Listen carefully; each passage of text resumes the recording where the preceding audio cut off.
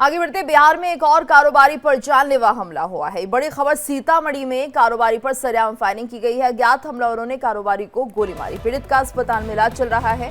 बिहार से एक और बड़ी खबर, जहां पर एक कारोबारी पर जानलेवा हमला। बिहार में एक और कारोबारी को निशाना बनाया गया है। सीतामढ़ी में कारोबारी पर सरेआम फायरिंग की गई है। अज्ञात हमलावरों ने कारोबारी को गोली मारी है और पीड़ित का अस्पताल में इलाज चल रहा है। तो एक और कारोबारी पर दिन दहाड़े फायरिंग हुई है। इससे पहले कई मामले सामने आए बिहार में, जहां पर दिन दहाड़े कारोबारियों पर फायरिंग की गई और जिनमें उनकी मौत भी हो गई। और ऐसे में एक और खबर सामने आती है सीतामढ़ी से, जहां पर कारोबारी पर सरेआम फायरिंग की गई है। हालांकि इस कारोबारी का इलाज चल रहा है अस्पताल में, लेकिन अज्ञात हमलावरों ने कारोबारी को गोली मारी है। कारण अभी तक स्पष्ट नहीं हो पाए हैं। कौन थे आरोपी, ये समझ नहीं आया। क्या पुरानी रंजिश थी, क्या कुछ मामला इसके पीछे रहेगा, ये अभी जांच का विषय है। लेकिन फिलहाल ये जो तस्वीरें आप देख रहे हैं, इसमें सीतामढ़ी में कारोबारी पर सरेआम फायरिंग की गई है। तो कारोबारी पर जानलेवा हमला किया गया। अज्ञात हमलावरों ने कारोबारी को गोली मारी है। पीड़ित का अस्पताल में इलाज चल रहा है। एक और कारोबारी पर फायरिंग की गई है। बिहार में अपराध थम नहीं रहा है और एक एक कर ये घटनाएं रोज सामने आ रही है। सीतामढ़ी से खबर, जहां पर कारोबारी पर फायरिंग की गई है। तो लगातार बिहार में अपराध का ग्राफ बढ़ता हुआ दिखाई दे रहा है। 2025 की अगर हम बात करें तो 1376 हत्याएं हुई हैं। 2024 में ये आंकड़ा और ज्यादा था, 2786 हत्याएं उस वक्त हुई। 2023 की बात करें तो 2863 हत्याएं, औसतन रोजाना 7 हत्याएं हो रही हैं।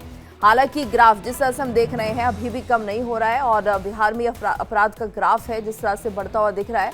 तो यहाँ पर 2023 में काफ़ी ज़्यादा हत्याएं थी और 2024 की बात करें तो 2786 हत्याएं उस वक्त हुई थी। 2025 में थोड़ा कम हुआ है, लेकिन अभी भी ख़त्म नहीं हो रहा है अपराध जिस तरह से लगातार बिहार में बढ़ता हुआ। और ऐसे में यहाँ पर लगाम लगाने की कोशिश जो है प्रशासन की, वो नाकाम होती हुई दिखाई दे रही है। हालांकि अगर हम बात करते हैं 2023-24 के मुकाबले तो 2025 में हत्याएं कम हुई है, लेकिन इतनी भी हत्याएं क्यों हो रही है, ये प्रशासन पर सवाल उठा रहा है। आखिर लॉ एंड ऑर्डर कहाँ है? 1376 हत्याएं अगर 2025 में आंकड़ा सामने आता है तो खुद सोचने की बात है कि आखिर पुलिस व्यवस्था कहाँ है, प्रशासन क्या कर रहा है।